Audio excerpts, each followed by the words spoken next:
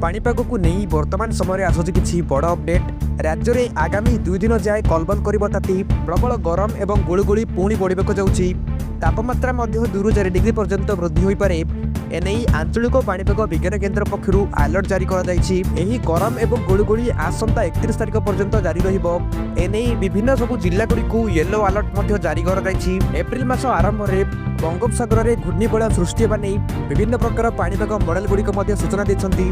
परवर्ती समय घूर्णिबलयटी डिप्रेशन नेबार संभावना अधिकार रही मॉडल गुड़िक सूचाऊँगी। जदि यह डिप्रेशन रूप नुहे तेज परवर्ती समय यह कौन बात्या रूप नेब एवं ओडिशा रे केउ सब जिला गुड़िक यार प्रभाव देखा मिलिबो। ता सहित आसंता 2 तारिख पर राज्यर केउ सब जिला गुड़िक वर्षा अलर्ट जारी कर नहीं संपूर्ण अपडेट कौन रही चलते देखा।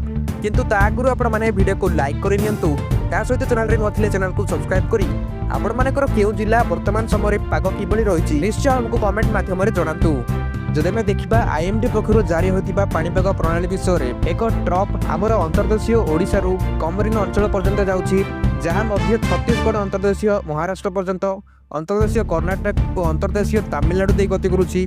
यह सहित एक साइक्लोनिक सर्कुलेशन छत्तीसगढ़ उपर अवस्थित रही। अंडमान सागर उपर एक उच्च वायु साइक्लोन सर्कुलेशन निम्न ट्रोपोस्फेरिक स्तर रु मध्य ट्रोपोस्फेरिक स्तर पर्यंत अवस्थित रही। यह सहित एक साइक्लोन सर्कुलेशन उत्तर पूर्व आसाम उपरे निम्न ट्रोपोस्फेरिक स्तर मध्य अवस्थित रही। आंचलिक पाणीपाग विज्ञान केन्द्र भुवनेश्वर पक्षर जारी होता सूचना मुताबक 29 और 30 तारिख में हिट वेव लगी रहिबो। गरम और गुळुगुळी को नहीं केतेक जिला को येलो वार्निंग जारी करिछि पाणीपाग विभाग। 29 तारिख पर 19 जिला और 30 तारिख पर 17 जिला को येलो वार्निंग जारी होइछि।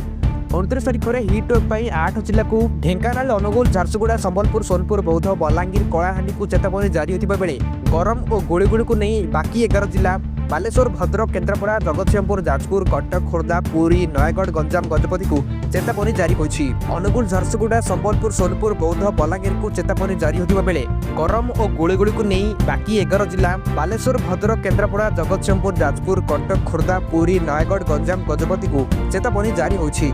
सेपरी मार्च 31 तारिख ठारू अप्रैल 2 तारिख पर्यंत कौन चेतावनी नहीं। आंचलिक पाणीपाग विज्ञान केन्द्र पूर्वानुमान अनुଯାयी 4 दिन में राति में ओडिशा सिझिबा पर बदलिबा पाग। एप्रिल 2 तारिख बेलू किसी स्थान में कालबैशाखी वर्षा होबार संभावना रही।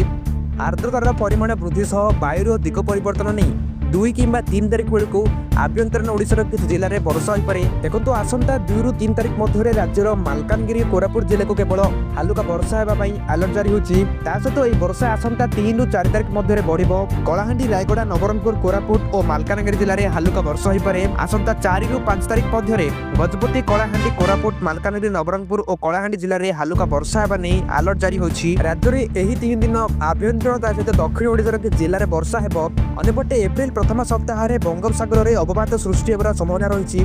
दक्षिण चीन सागर एक सिस्टम अवशिष्टांश 3 किंबा 4 एप्रिल बेलू बंगोपसागर में घूर्णिबलय किंबा लघुचाप रूप नहीं पारे। किंतु यार गतिपथ और तीव्रतार सठिक आकलन परवर्ती समय में सूचना देछि आंचलिक पाणीपाग विज्ञान केन्द्र।